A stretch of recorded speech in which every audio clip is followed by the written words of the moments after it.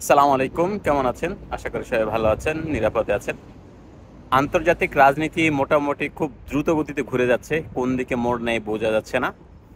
বিভিন্ন ধরনের contradictory information আছে, বিভিন্ন ধরনের রিপোর্ট হচ্ছে, আসলে কোনটা সঠিক কোনটা ভুল আসলে কি বোঝা যাচ্ছে না। একই দিকে নিউজ আসছে, জানা যাচ্ছে যে ইরানের সাথে রাশিয়ার দূরত্ব তৈরি হয়েছে। আবার আরেক দিকে দেখা যাচ্ছে বলতেছে যে ইরানের পারমাণবিক কর্মসূচিতে আহ, রাশিয়া তার সহযোগিতা দিতে মুখিয়ে আছে।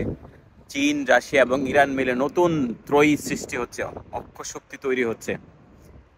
বা অন্যদিকে আবার বলা হচ্ছে যে না, ইরানকে রাশিয়া সহযোগিতা করছে না, বেইমানি করেছে চীন এবং রাশিয়া শুধুমাত্র বিজনেস বুঝে।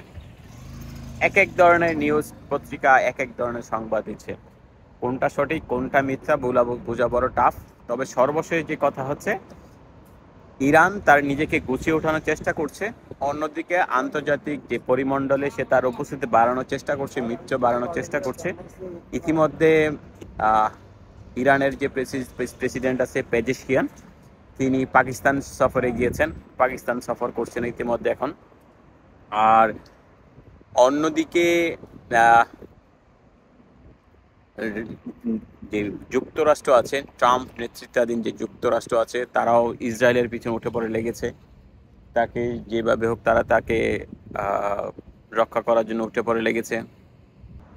তবে ইরান এবং ইসরায়েলের যে দ্বৈরথ আছে, সেই দ্বৈরথে একটা জিনিস খুব ইম্পর্টেন্ট আছে, সেটা হচ্ছে যে ইরান এবং ইসরায়েল যুদ্ধে ইসরায়েলের যে অস্ত্র ভান্ডার আছে সেটা খালি হয়ে গিয়েছে। আর দ্বিতীয়ত হচ্ছে, যুক্তরাষ্ট্র ইসরায়েলকে সহযোগিতা করতে গিয়ে সে তার নিজের অস্ত্র ভান্ডার খালি করে ফেলেছে। সুতরাং এই সময়ে বিরতি নিয়ে তারা নিজেদেরকে গোছানোর জন্য উঠে পড়ে লেগেছে। এটা হলে মানে অ- অন্যরকম তথ্য। এই ছাড়া আর অন্যরকম খুব বেশি তথ্য পাওয়া যাচ্ছে না। রাশিয়া চেষ্টা করছে কি বলতে, ইউক্রেনকে গ্রাস করে ফেলতে, খেয়ে ফেলতে, এবং সেটা খেয়ে ফেলবে খুব শীঘ্রই। অপেক্ষায় থাকেন। আজকে এ পর্যন্ত। আসসালামু আলাইকুম।